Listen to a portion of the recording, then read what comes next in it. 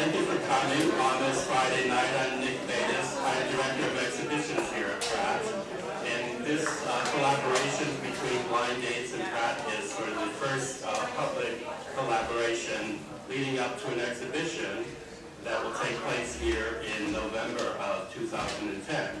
And I have the pleasure of introducing the co-curators and project leaders of Blind Dates.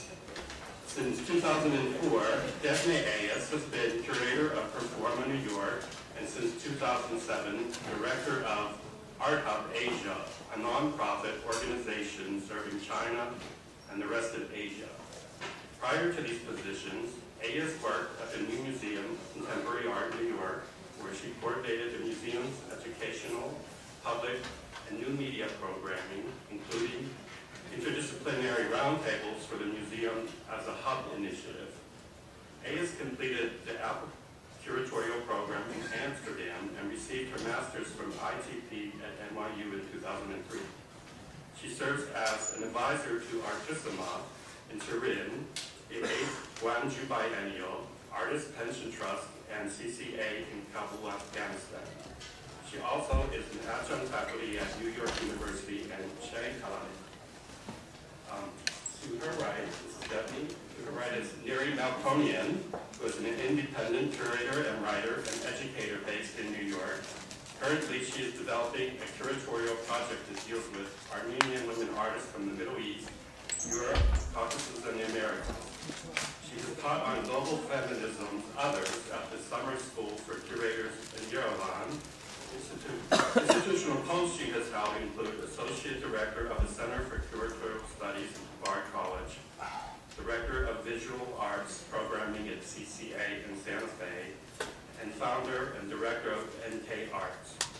If my memory does not fail me, it was in the fall of 2005 when Dr. Annie Kadakian, a trauma specialist who teaches psychology at Fordham, and Mr. Khan Nasby, a financial advisor, a producer, and now president of the Moon Scars Project, approached me to see if I would be interested in curating an exhibition that would bring together Armenian and Turkish artists. As they put it, to envision a better future. Khan and Annie had already worked together by organizing several panels that invited individuals from other disciplines, but felt that they were not making sufficient progress, they were stuck, and hoped that art and artists would somehow step in and rescue the dialogue that they were aiming to create. The possibility interested me, especially since over a decade and a half ago I was on a similar path, working with some artists and colleagues from Turkey. And although we made unprecedented progress, that journey was interrupted after several years. Hence, the current proposition provided me an opportunity to pick up the pieces and try again.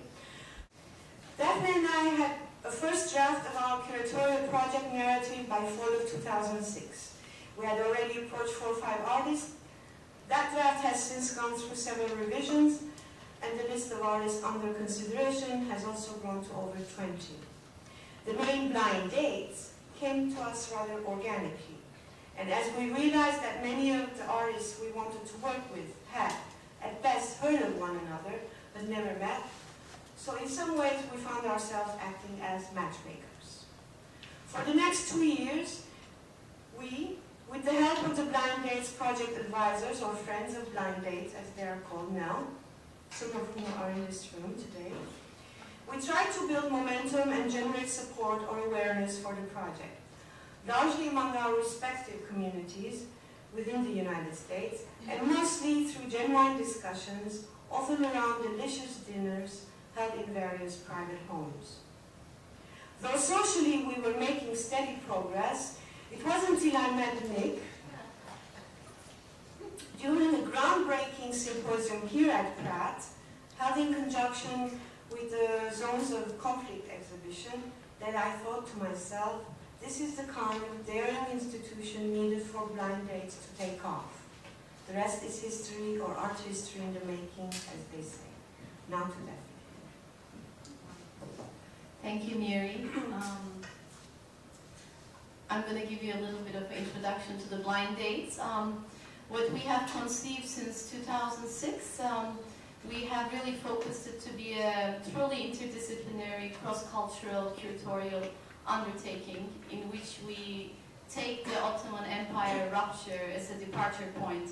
Again, we started on the Turkish-Armenian axis, and then we have now embraced it to the geography of the former Ottoman Empire. What we're looking at together is to working and instigating collaborations with artists, cultural producers, and intellectuals who are willing to challenge and crack open the master narratives and the historical accounts from what remained after the Ottoman Empire. So we've been pairing artists and non-artists together in the very Oriental traditional style matchmaking, looking at their works, looking at their conceptual leanings, philosophical leanings, as well as visual, their visual artwork, their craft work, and bringing them together, hoping that the blind dates will ensue to productive results.